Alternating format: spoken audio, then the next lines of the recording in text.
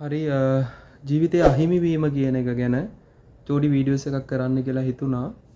මේ වීඩියෝස් එක ගොඩක් වැදගත් වෙන්නේ අර ජීවිතය අහිමි වීම කියන එකම ජීවිතයට ලැබෙනවා කියන අර හිතා ඉන්න මිනිස්සුන්ට තමයි මේ වීඩියෝස් එක මම අරගෙන ආවේ. මම මේ එක නංගි කෙනෙකුට කතා කරා. මේ ඇත්තටම එයා ජීවිතේ ගොඩක් අර පල්ලෙහාටම වැටිච්ච කෙනෙක්. කියන්නේ එයා මගේ පාසල් කාලේදී මට අර හම්බුණු තමයි යාළුවෙක් විදියට තමයි මට මුණ ගැහෙන්නේ නැවත. මේ මං ඇහුවා ඔයාගේ අම්මා තාත්තයි ඉන්නවද තව ජීවත්? මං කතා බහ කරලා අර අහගෙන ගියේ ප්‍රශ්නයක්. ඊට පස්සේ එයා කිව්වා මේ අම්මා ඉන්නවා. අම්මත් ලෙඩ වෙලා ඉන්නේ. මේ තාත්තා නැති වුණ අවුරුදු 5ේදී කියලා. ඉන්නේ අයියයි අක්කයි එක්ක. ඊට පස්සේ එයා කිව්වා අම්මයි තාත්තයි මේ දැන් තාත්තගේ අම්මගේ ආදරෙයි ඇත්තරම මේ ගෑනු ළමයට ඕමනායිනේ ගොඩක්. හරි.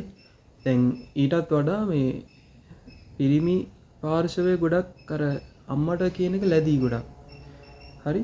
එතකොට දැන් මම මේ කියන්න යන්නේ දැන් අපි ලොකු බොරුවක ඉන්නව නේද? අපිටම මේ දේ ලැබෙනවා අපිටම මේ දුක එනවා. හරි. ඒකෙන් ලොකු ගන්න දෙයක් තියෙනවා. එයා කියනවා මේ මට ලොකු සංකාවක් දුකක් වේදනාවක් දැනෙනවා. මොකද එයාගේ අයියයි අක්කයි කවදා හරි කසාද බැදලා ගියොත් එයාට එයාගේ ජීවිතය ගැන ලොකු බයක් හිතෙනවා. මේක මං කිව්වා දැන් අපි ජීවිතේ ගෙව්වත් ඇත්තටම අපිට අපේ පේරන්ට්ස්ලත් එක්ක ජීවත් වෙන්න කියන එක සීමාවක් තියෙනවා. සීමාවෙදී අනිවාර්යයෙන්ම මේ පේරන්ට්ස්ලත් එක්ක ජීවත් වෙන කාල සීමාව ගොඩක් මේ ඒ කියන්නේ කාල සීමාව ගොඩක් අඩු වෙනවා. ඒ කියන්නේ ජීවත් වෙන්න දැන් අපි හැමදාම ඒගොල්ලොත් එක්ක ඉන්න ඇවිල්ලා කියනකට වඩා අපි ඉන්න බොරුවේ තමයි අපිට හැමදාම මේගොල්ලෝ අපි ගාව ඉදී කියන ප්‍රශ්නේ තියෙනවා අපිට. එහෙම ඉදී කියලා ලොකු ප්‍රශ්නයක් තියෙනවා. මේකට හොඳ උත්තරයක් මම ගෙනාවා. මේක ගොඩාක් අය මම දන්නවා ගොඩක් අය දෙනාට තියෙන ප්‍රශ්නයක් මේක. එයා හිතන්න දැන් මේ ප්‍රශ්නෙට උත්තරයක් විදිහට තමයි මේ වීඩියෝස් එක කරන්න කියලා හිතුවේ. මම කිව්වා යාට ඔයාගේ ජීවිතය ගොඩනගන්නේ ඔයා. ඒ කියන්නේ ඔයාගේ වටිනාකම නැති කරගත්තොත් අනිවාර්යයෙන්ම ඔයාට එතනින් ගැලවිල්ලක් නැහැ. මොකද අරගොල්ලෝ හැමදාම ජීවත් වෙන්නත් එක්ක ඔයාටම ඔයා ඒගොල්ලොන්ගෙන් යැපෙන්න ඕන කියන එකක් නැහැ. මොකද ඔයාට ශක්තියක් තියෙන්න ඕන. මොකක් ගැනද? ඔයා ගැන ඔයා පිළිබඳව යම්කිසි අර සැලකිල්ලක් ලොකු වටිනාකමක් තියෙන්න ගත්තොත් අර දේවල් ජීවිතේට එකතු වෙද්දී ඔයාට කිසිම විදියකින් ඔයාගේ හිත කලබලයටපත් වීමක්වත් හරි කම්පා වෙන්නේවත් නැහැ. එතකොට මේකෙදී මම ඔයාට කියන එක දෙයක් තියෙනවා මේ මම ජීවිතේට ඇප්ලයි කරගත්ත දේ තමයි අහිමිවීමක් හිමිවීමකට භාජනය කරගන්න පුළුවන්. අපේ හිත ශක්තිමත් කරගන්න ඕන ඒ අහිමිවීම අපේ ජීවිතේට පුෂ් එකක් කරගන්න ඕන. නැවත නැගිටීමක් විදිහට භාජනය කරගන්න ඕන. වෙලාවකවත් අර ලැබෙන දුක ගොඩක් වැඩි මන් දන්නවා ඒක.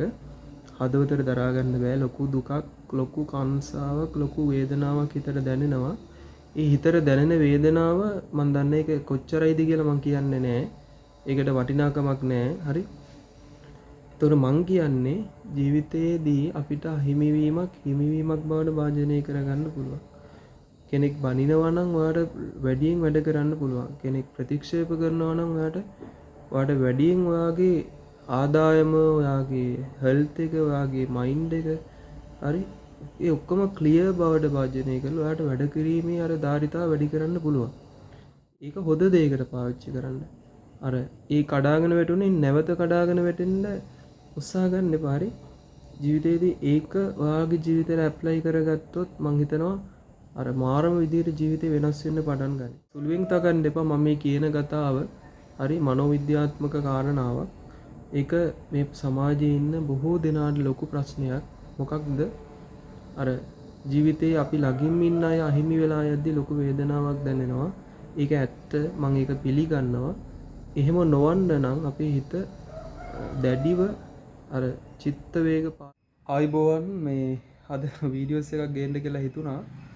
මේ මගේ ජීවිතේ මේ මැනිෆෙස්ටේෂන්ස් නැත්තම් මේ අර අපි හිතින් මවන දේ අපිට ලැබෙන විදිය මම ඔයාට පොඩි අදහසක් කීපයක් අද කියන්න මේ වීඩියෝස් එකේ මම කල්පනා කරා. හරි මගේ බාහිර පෙනුම නෙවෙයි. මොකට මට ලැබුණු දේවල් බොහෝමයක්ම තියෙනවා මැනිෆෙස්ටේෂන් තුලින්. ඔයා හිතනවාටත් වඩා ඔයාගේ ජීවිතය තුළ දේවල් ලැබෙන්න ඕන නම් ඔයා මොනවද කරන්න ඕන කියලා ඔයා බොහෝ අයගෙන් ප්‍රශ්න අහලා ඇති. මේ වීඩියෝස් එක ඔයාට ඒකට උත්තරයක් ලැබෙයි. හරි? දැන් මම සාමාන්‍යයෙන් මේ බොහෝ දෙනාට කියන දේ තමයි දැන් මේ ලෝකයේ තියෙන ඇත්ත තේරුම් ගත්තොත්.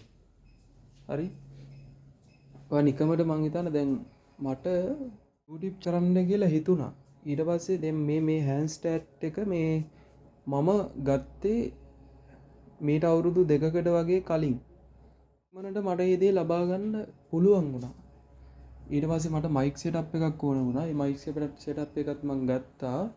සල්ලි තිබ්බා කියනකට වඩා මට ඒක ලබා දුන්නා. මං ඒක කලින් මගේ හිතට දීලා තිබ්බේ අදහස. ඒ හින්දා තමයි මට මේ දේ ලැබුණේ. ඒ නිසා ඔයාගේ ජීවිතේ පුරුදු වෙන්න දෙයක් ලබා ගන්න කලින් මේ හිතන එක පුරුදු කරන්න.